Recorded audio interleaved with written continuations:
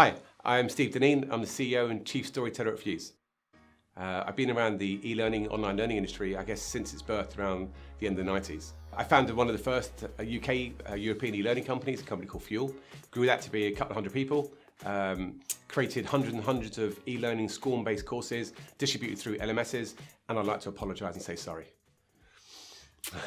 It was the best idea we had at the time. The good news is, it no longer is. And I guess the question we often get asked is, why did LMSs fail and why have we moved so aggressively away from the concepts around those? And when we say fail, I mean, if you look at, I guess, a piece of research done from the Human Capital Institute, it was a research done on 500 learning professionals where the Net Promoter Score on LMSs across the board of all of them was a negative -33%. So that's a pretty damning statement, I guess, across the concepts of the LMSs, as a learning tool. And I think as a learning tool, LMSs really fail on three core areas. The first area is LMSs weren't actually designed for the learner. They're designed for the learning administrator.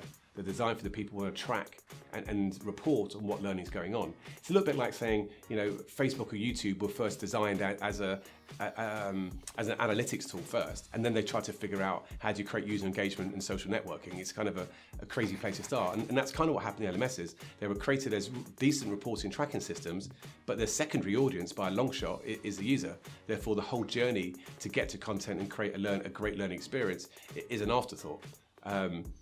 In line with that, and I think the second biggest reason is the digital content that's at the heart of an LMS, which is SCORM.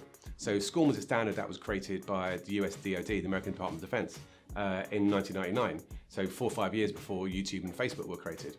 And that standard, what it allowed in concept is allowed any content organization to take any amount of content and put a piece of bubble wrap around it, and that bubble wrap called SCORM, and that bubble wrap then allows that content to be launched and to be tracked from one LMS to another. So in concept, it was really useful from a tracking side. But again, from a learner perspective, it wasn't really considered. So what you're now doing is you're putting that content inside this bubble wrap, which means anytime you got to get to that content, you've got to get into the bubble wrap. So we know from people like Professor Ebbinghaus, 100 years ago, who did research that shows that people forget 50% of what they learn within an hour and 80% within a month if they don't use it. So the concept of then making the content hard to access and extremely inaccessible is you put a barrier there. So learner statistics and data statistics shows that less than 1% of content within SCORM, within this bubble wrap, is gone back to after learning. So that's a huge problem from a learning efficacy perspective. You're basically saying that we know people are going to forget, and actually we're putting the barrier to get back to it as too hard because you've got to remember which course the content is in. You have to search for that, browse that, launch the content, and then look inside that to get to it, and we don't. And that's the reason why it's not being used. So that's, I think, the second big reason.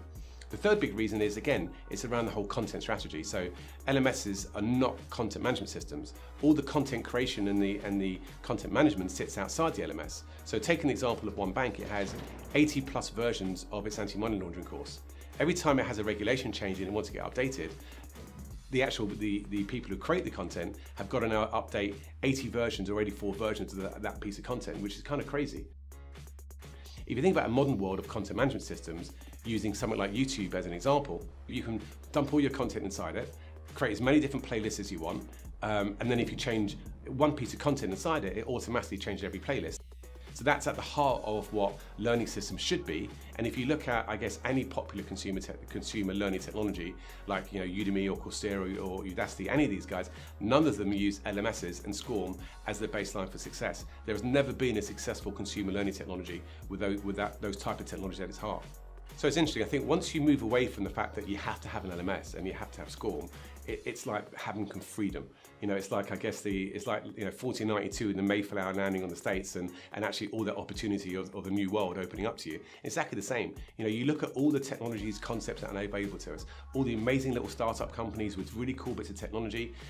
You look at inspiration from people like Facebook and YouTube and LinkedIn and Twitter and WhatsApp, and all the concepts that those technologies are based on are now open to use. All the things you couldn't use before because the standard said you can't, you now can design whatever type of learning experiences you want, inspired by anything that's innovative or anything that's come on.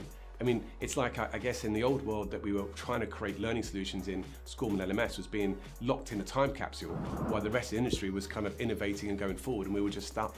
So yeah, so I think the big thing is moving away from that. It feels liberating.